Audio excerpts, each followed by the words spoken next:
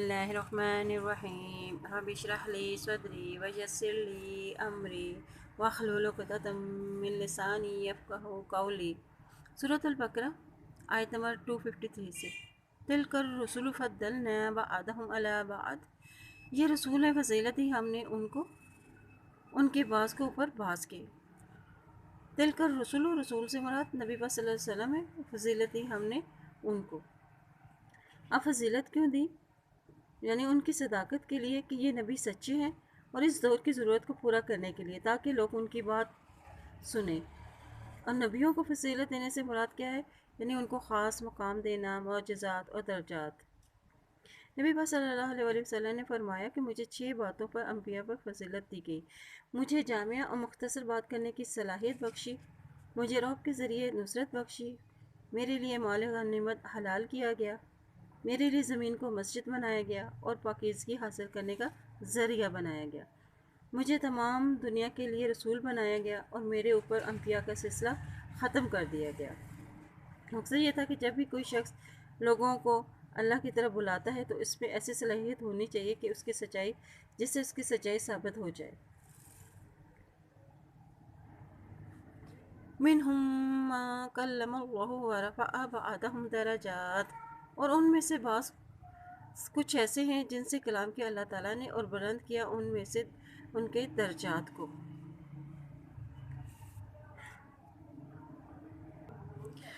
اب کن انبیاء اکرام سے اللہ تعالیٰ نے کلام کیا؟ یعنی نبی صلی اللہ علیہ وسلم سے معراج کے موقع پر اور حضرت موسیٰ علیہ السلام سے کوہ طور پر۔ انہیں پاس میں پاس درجات، یعنی کچھ کے درجات، کچھ اور خصوصیات اور چیزوں پر ان کو بلندی عطا کی۔ وَآتَيْنَا عِيسَى ابْنَ مَرْيَمَ الْبَيِّنَاتِ وَأَيَّدْنَاهُ بِرُوحِ الْقُدُسِ، اور دی ہم نے عیسیٰ ابن مریم کو روشن نشانیاں اور تائید کی، ساتھ ہم نے اس کے روح القدس، جہاں روح القدس سے مراد جبرائیل علیہ السلام ہے۔ وَلَوْ شَاءَ اللَّهُ مَا اقْتَتَلَ الَّذِينَ مِن بَعْدِ مَا جَاءَتْهُمُ الْبَيِّنَاتُ وَلَكِنِ اخْتَلَفُوا فَمِنْهُم مَّنْ آمَنَ وَمِنْهُم مَّنْ كَفَرَ، اور اگر چاہتا اللہ تعالیٰ نہ وہ ایک دوسرے سے لڑتے، وہ لوگ اس کے بعد جو ان کے بعد تھے اور اس کے بعد کو جب ان کے پاس آ گئی روشن نشانیوں میں سے، لیکن انہوں نے اختلاف کیا ان میں سے بعض نے، اور جو ایمان لائے ان میں سے بعض میں سے، اور کچھ وہ ہیں جنہوں نے کفر کیا۔ اب وہ کس وجہ سے جھگڑتے تھے؟ یعنی وہ اپنے دور کے انبیاء کرام کو بڑی اہمیت دیتے تھے۔ وَلَوْ شَاءَ اللَّهُ مَا اقْتَتَلُوا وَلَكِنَّ اللَّهَ يَفْعَلُ مَا يُرِيدُ، اگر چاہتا اللہ تو نہ وہ باہم لڑتے، لیکن اللہ کرتا ہے جو وہ چاہتا ہے۔ اگر اللہ چاہتا تو نہ یہ باہم لڑتے، اور ان کے پاس کھلی نشانیاں آ چکی تھیں۔ اللہ تعالیٰ نے ہر ایک کو آزادی رائے دی ہے، اس میں انسان کی آزمائش تھی کہ وہ اپنی مرضی سے صحیح راستہ اختیار کرتا ہے یا غلط۔ یا ایہا الذین آمنوا انفقوا مما رزقناکم من قبل ان یأتی یوم لا بیع فیہ ولا خلۃ ولا شفاعۃ والکافرون هم الظالمون۔ اے لوگوں جو ایمان لائے ہو، خرچ کرو اس میں سے جو رزق دیا ہم نے تم کو، اس سے پہلے کہ آ جائے وہ دن، نہیں کوئی تجارت کام آئے گی، اور نہیں کوئی گہری دوستی، اور نہیں کوئی سفارش، اور کافر وہی ہیں جو ظالم ہیں۔ خرچ کرنا چونکہ ایمان کی عملی تصدیق ہے، اس لیے کہا جا رہا ہے کہ خرچ کرو اللہ کی راہ میں، اس سے پہلے کہ وہ قیامت کا دن آ جائے۔ اس دن کوئی خرید و فروخت، کوئی گہری دوستی اور کوئی سفارش کام نہ آئے گی۔ والکافرون، یعنی وہ جو ایمان نہ لائیں اور جو آخرت کو نہ مانیں اور جو اپنا مال اللہ کی راہ میں خرچ نہ کریں، ان کو ظالم کہا گیا ہے۔ اللہ لا الہ الا ہو الحی القیوم لا تأخذہ سنۃ ولا نوم۔ آیت الکرسی۔ اللہ نہیں ہے کوئی الہ مگر وہی ہمیشہ سے ہے، زندہ ہے اور ہمیشہ قائم رہنے والا ہے، نہیں پکڑتی اس کو اونگ اور نہ نیند۔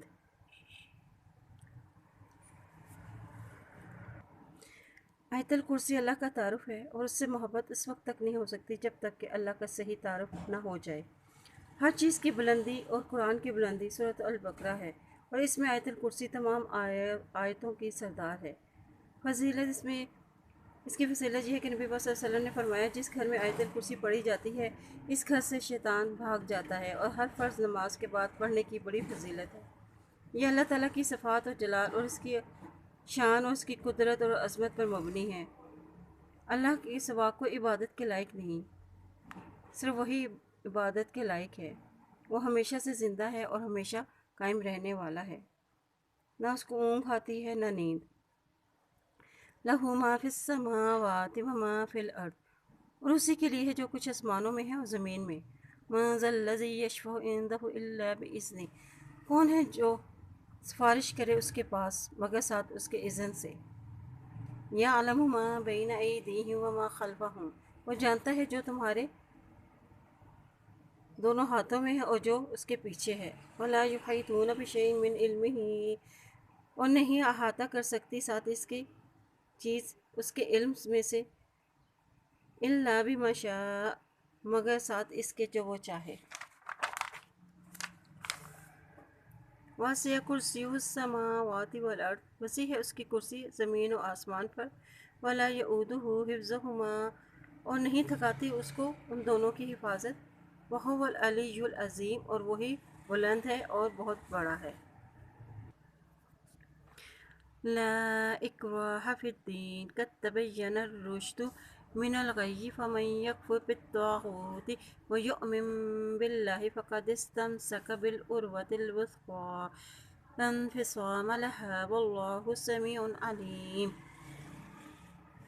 نہیں کوئی جبر فی دین میں، قد تبین الرشد، تحقیق واضح ہوگی ہدایت، من الغی، گمراہی سے، فمن یکفر، تو جو کوئی کفر کرے گا، بالطاغوت، طاغوت کا، اور ایمان لائے، یؤمن باللہ، اور جو ایمان لائے گا اللہ پر، فقط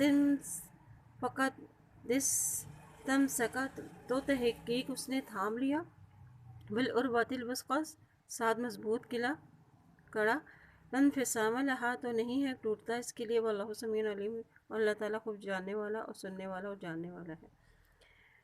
دین کی طرف کسی کو لانے میں جبر نہ کریں، یعنی کسی ہندو کو خوفزدہ کر کے یا تلوار کی نوک پر اسے مسلمان نہیں بنایا جا سکتا۔ تاہم کفر اور شرک کے خاتمے اور باطل قوتوں کا زور توڑنے کے لیے جہاد کرنا ایک الگ چیز ہے، چونکہ جہاد کا مقصد معاشرے میں ان باطل قوتوں کا خاتمہ کرنا ہے جو اللہ کے دین پر قائم رہنے اور تبلیغ میں رکاوٹ بنے۔ شان نزول اس طرح ہے کہ انصار کے کچھ نوجوان یہودی یا عیسائی جب وہ مسلمان ہو گئے تو انہوں نے اپنے نوجوان اولادوں کو بھی جو یہودی اور عیسائی بن چکے تھے انہیں زبردستی مسلمان بنانا چاہا، جس پہ یہ آیت نازل ہوئی۔ اللہ نے ہدایت اور گمراہی کا راستہ بتا دیا ہے، انسان کا اس میں امتحان ہے کہ وہ حق کو پہچان کر اسے قبول کر لے۔ اور طاغوت وہ سرکش قوت ہے جو انسان کو اللہ کے راستے سے ہٹا دے، گمراہی کے راستے پر لے آئے۔ اور جو شخص دین کو تھامنا چاہتا ہے وہ ان دلائل کو مضبوطی سے پکڑ لیتا ہے جو دین کی طرف اس کی رہنمائی کرتے ہیں، اور انہیں سیدھا راستہ مل جاتا ہے، گویا اس نے اس مضبوط چیز کو تھام لیا اور جس کو اب نہیں ٹوٹنا، جس کے ایمان کی بنیاد مغفرت الہی ہو، اور پھر وہ دین پر جم جاتا ہے۔ اللہ ولی الذین آمنوا یخرجہم من الظلمات الی النور، اللہ دوست ہے ان لوگوں کا، کن کا؟ الذین آمنوا، وہ لوگ جو ایمان لائے۔ اب وہ کیا کرتا ہے؟ ان کو ایمان لانے کا کیا فائدہ بتایا گیا ہے کہ یخرجہم من الظلمات الی النور، کہ وہ ان کو نکال لیتا ہے اندھیروں سے اور لے آتا ہے ان کو روشنی کی طرف۔ یعنی اب ایسے ایمان والے لوگوں کو رب کا مضبوط سہارا مل جاتا ہے اور اسے رب کی دوستی نصیب ہو جاتی ہے۔ اور اللہ کا سہارا تھامنے کا فائدہ کیا ہوتا ہے کہ اللہ تعالیٰ انہیں اندھیروں سے نکال کر روشنی کی طرف لے آتے ہیں۔ یعنی اسے برائیاں بری لگنے لگ جاتی ہیں اور ہر چیز پر وہ اللہ کا حکم یاد آ جاتا ہے، دکھ پریشانی مصیبت میں بھی وہ مایوس نہیں ہوتا اور صبر سے کام لیتا ہے۔ الذین کفروا اولیاءہم الطاغوت، اور وہ لوگ جنہوں نے کفر کیا ان کے دوست کون ہے؟ طاغوت۔ اب دو اب ان کو کیا نقصان ہوتا ہے کہ وہ ان کو اب کیا کرتے ہیں؟ یخرجونہم من النور الی الظلمات، اب ان کے جو طاغوت کو ہوتے ہیں، ان کے جو دوست ہیں، وہ انہیں کیا کرتے ہیں کہ انہیں روشنی سے نکال کر ان کو اندھیروں کی طرف لے جاتے ہیں، یعنی پڑھ کر وہ بھول جانا، عمل نہ کرنا، دین سے بھٹک جانا، غیر اللہ سے مانگنا اور دنیا کے عیش میں پڑ جانا، بحث و مباحثے کرنا۔ اولئک اصحاب النار، اور یہی لوگ ہیں ساتھی ہیں آگ کے، ہم فیہا خالدون، اور وہ اس میں ہمیشہ ہمیشہ رہنے والے ہیں۔ ألم تر إلى الذي حاج إبراهيم في ربه أن آتاه الله الملك، کیا تم نے دیکھا ہے اس شخص کی طرف جس نے جھگڑا کیا ابراہیم علیہ السلام سے اپنے رب کی طرف سے کہ عطا کی اس کو اس کے رب نے بادشاہت۔ اس قال ابراہیم ربی الذی یحیی و یمیت، جب کہا ابراہیم علیہ السلام نے کہ میرا رب وہ ہے جو زندہ کرتا ہے اور موت دیتا ہے۔ قال انا احیی و امیت، کہا اس نے کہ میں زندہ کرتا ہوں اور میں موت دیتا ہوں۔ اب یہ کون شخص تھا جو ابراہیم علیہ السلام سے اس بارے میں جھگڑا کر رہا تھا؟ یہ نمرود تھا، عراق کا بادشاہ۔ ابراہیم علیہ السلام کا باپ نمرود کے دربار میں ایک خاص مقام رکھتا تھا۔ جب اسے پتہ چلا کہ ابراہیم علیہ السلام توحید پرست ہے تو اس نے کہا کہ میں بحث کرنا چاہتا ہوں کہ تم اپنے رب کا تعارف کیسے کراتے ہو۔ جھگڑا اس بات پر تھا کہ اللہ نے اسے بادشاہت عطا کی اور وہ خود کو خدا سمجھتا تھا۔ جب ابراہیم علیہ السلام نے کہا کہ میرا رب تو زندہ ہے، جو زندہ کرتا ہے موت دیتا ہے، تو بادشاہ بولا کہ میں بھی زندہ کرتا ہوں اور موت دیتا ہوں۔ پھر اس نے کیا کیا کہ قید خانے میں سے دو شخص بلائے، ایک کو آزاد کر دیا اور دوسرے کو مار ڈالا۔ قال ابراہیم فإن اللہ یأتی بالشمس من المشرق فأت بها من المغرب فبہت الذی کفر، کہا ابراہیم علیہ السلام نے تو بے شک میرا اللہ تعالیٰ لے آتا ہے سورج کو مشرق سے، بس تم لے آؤ اس کو مغرب سے۔ تو وہ حیران رہ گیا، وہ شخص جس نے کفر کیا تھا۔ یعنی اب یہ ابراہیم علیہ السلام کی دلیل نے انہیں لاجواب کر دیا، پھر وہ کوئی جواب نہ دے سکا۔ واللہ لا یہدی القوم الظالمین، اور اللہ ہدایت نہیں دیتا ظالم قوم کو۔ وکالذی مر علی قریۃ وہی خاویۃ علی عروشها، یا اس شخص کی طرح جو گزرا اوپر ایک بستی کے اور وہ گری پڑی تھی اوپر اپنی چھتوں کے۔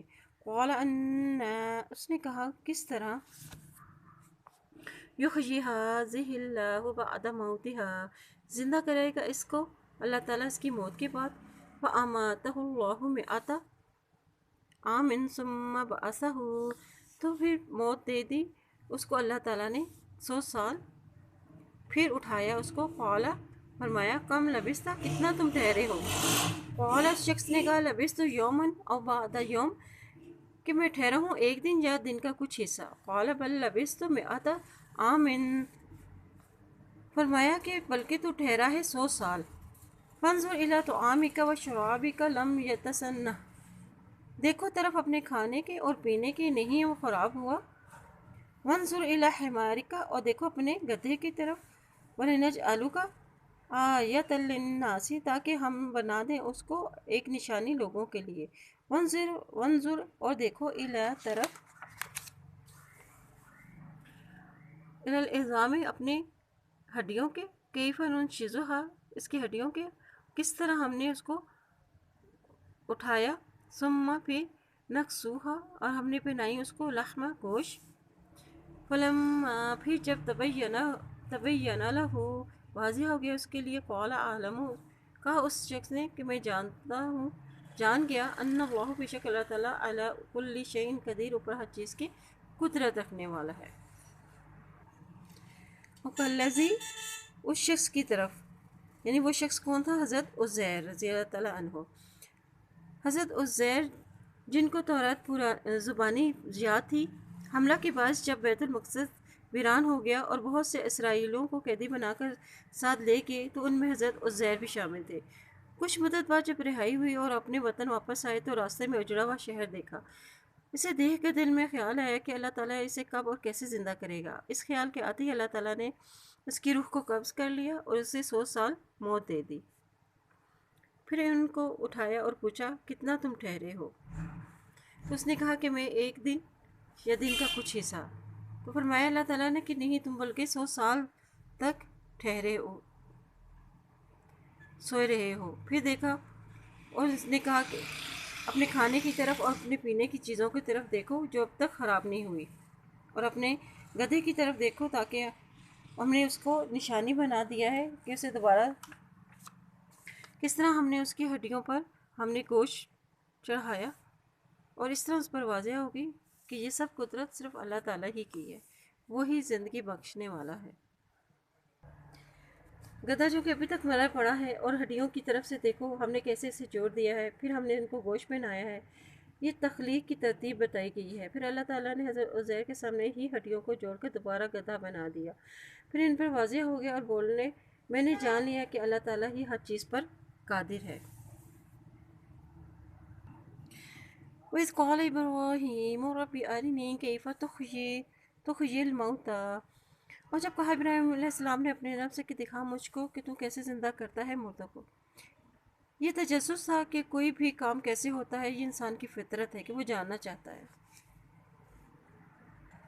کیونکہ ایسے سوال ایمان کے منافی نہیں ہیں، یہ یقین میں اضافے کا ذریعہ بنتے ہیں۔ قَالَ أَوَلَمْ تُؤْمِنْ، فرمایا کیا بھلا تو نہیں ایمان رکھتا؟ قَالَ، کہا ابراہیم علیہ السلام نے، بَلَىٰ وَلَٰكِن لِيَطْمَئِنَّ قَلْبِي، کیوں نہیں، لیکن اس لیے کہ تاکہ مطمئن ہو جائے قلبی، میرا دل۔ ایسا انہوں نے اس لیے کہا کہ تاکہ وہ چاہتے تھے کہ وہ اپنی بات کو اچھی طرح آگے پہنچا سکیں۔ قَالَ فَخُذْ أَرْبَعَةً مِّنَ الطَّيْرِ، فرمایا اللہ تعالیٰ نے کہ بس لے لو 4 پرندوں میں سے، فَصُرْهُنَّ إِلَيْكَ، پھر مائل کرو ان کو اپنی طرف، ثُمَّ اجْعَلْ عَلَىٰ كُلِّ جَبَلٍ مِّنْهُنَّ جُزْءًا ثُمَّ ادْعُهُنَّ يَأْتِينَكَ سَعْيًا، پھر رکھ دو اوپر ہر پہاڑ کے ان میں سے ہر ایک حصے کو، پھر بلاؤ ان کو، وہ آ جائیں گے دوڑتے ہوئے تمہارے پاس۔ وَاعْلَمُوا أَنَّ اللَّهَ عَزِيزٌ حَكِيمٌ، اور جان لو کہ بے شک اللہ تعالیٰ غالب ہے، حکمت والا ہے۔ یعنی تمہارے مانوس کرنے پر وہ پرندے تمہارے پاس دوڑے چلے آئیں گے، تو کیا اللہ تعالیٰ حشر والے دن تمہیں زندہ نہیں کرے گا؟ اور ایسے ہی قیامت آئے گی اور ایسے ہی انسان اپنے رب کی طرف لوٹیں گے۔ مثل الذین ينفقون اموالهم، مثال ہے ہم لوگوں کی جو خرچ کرتے ہیں اپنے مال کو، کہاں، فی سبیل اللہ، اللہ کے راستے میں۔ اب ان کی مثال کیسے بتائی جا رہی ہے؟ کمثل حبۃ، مانند مثال کے ایک دانے کے، انبتت، اگاتی ہے اس کو 7 سنابل، بالیاں، فی کل سنبلۃ، ہر بالی میں سے 100 حبہ، 100 دانے، واللہ یضاعف، اللہ تعالیٰ بڑھا دیتا ہے، لمن یشاء، واسطے اس کے جو وہ چاہتا ہے، واللہ واسع علیم، اللہ تعالیٰ وسعت والا اور جاننے والا ہے۔ یہ انفاق فی سبیل اللہ کی فضیلت ہے۔ اس سے مراد اگر جہاد ہے تو اس کے معنی ہے کہ جہاد میں خرچ کی گئی رقم کا یہ ثواب ہوگا، اور اگر اس سے مراد مصارف خیر ہے تو یہ فضیلت جو ہے وہ صدقات نافلہ کی ہے، اور گویا کہ عام اجر و ثواب اور دیگر امور خیر سے بھی زیادہ ہے۔ انفاق فی سبیل اللہ کی اہمیت اور فضیلت کی وجہ بھی واضح ہے کہ جب تک سامان اور اسلحہ جنگ کا انتظام نہیں ہوگا، فوج کی کارکردگی بھی صفر ہوگی، اور یہ سامان واسطہ رقم کے بغیر مہیا نہیں کی جا سکتی۔ نفاق فی سبیل اللہ سے مراد ہے کہ اللہ تعالیٰ کے دین کی خاطر اس کی ترقی پر خرچ کرنا، مسلمانوں کی فلاح و بہبود پر خرچ کرنا، اور یہ مثال ان لوگوں کی ہے جو اللہ کے راستے میں اپنا مال خرچ کرتے ہیں خالص نیت کے ساتھ، تو اللہ تعالیٰ ان کا اجر بھی انہیں 7 گنا بڑھا کر دیتا ہے۔ اللہ چاہے اس سے بھی زیادہ بڑھا دیتا ہے۔ دنیا میں کیا ہے کہ ایک نیکی اگر آگے بڑھتی چلی جاتی ہے اور اس کے ذریعے خیر پھیلتی چلی جاتی ہے، اور مزید نیکیوں کی توفیق ملتی چلی جاتی ہے۔ اللہ کے راستے میں کیسا مال خرچ کرنا چاہیے؟ یعنی اللہ کے راستے میں دی جانے والی چیز اچھی ہو، خالص نیت کے ساتھ دی جائے اور احسان نہ جتلایا جائے۔ اور اللہ کس کا اجر بڑھا دیتا ہے؟ جو خالص نیت اور نیک جذبے کے ساتھ اسے اپنے مال کو اللہ کی راہ میں خرچ کرتا ہے۔ الذین ينفقون اموالهم فی سبیل اللہ، وہ لوگ جو اپنا مال خرچ کرتے ہیں اللہ کے راستے میں، ثم لا یتبعون، پھر نہیں وہ پیچھا کرتے، ما انفقوا، جو انہوں نے خرچ کیا، منا ولا اذى لهم، احسان جتا کر اور ذیت دے کر، لہم، ان کے لیے، اجرہم، ان کا اجر، عند ربہم، ان کے رب کے پاس۔ کیا اجر ہو؟ ولا خوف علیہم ولا هم یحزنون، نہ وہ خوف ہوگا ان پر اور نہ ہی وہ غمگین ہوں گے،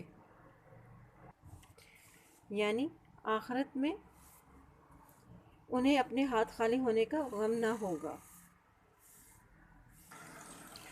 قول معروف ومغفرۃ خیر من صدقۃ یتبعها اذى واللہ غنی حلیم۔ اب ایسے لوگوں کو ایک راستہ دکھایا جا رہا ہے کہ جن کے پاس مال نہیں ہے، تو وہ اب انہیں کیا کرنا چاہیے؟ تو انہیں کیا کرنا چاہیے؟ قول معروف، کہ انہیں بھلی بات، اچھی بات اور نیکی کی بات دوسروں تک بتائیں اور دوسروں کے قصور کو معاف کر دیں، اور دوسروں سے نرمی سے بات کریں اور معاف کر دیں، اس صدقے سے بہتر ہے جس سے دوسروں کو تکلیف پہنچتی ہے۔ یا ایہا الذین آمنوا لا تبطلوا صدقاتکم بالمن والأذى كالذی ينفق ماله رئاء الناس ولا يؤمن باللہ والیوم الآخر فمثله كمثل صفوان علیہ تراب فأصابہ وابل فترکہ صلدا۔ اے لوگوں جو مال لائے ہو، نہ تم ضائع کرو صدقاتکم، اپنے صدقات کو، بالمن والاذی، احسان جتا کر اور اذیت دے کر، جو کہ احسان جتانے سے صدقہ کا اجر و ثواب ضائع ہو جاتا ہے۔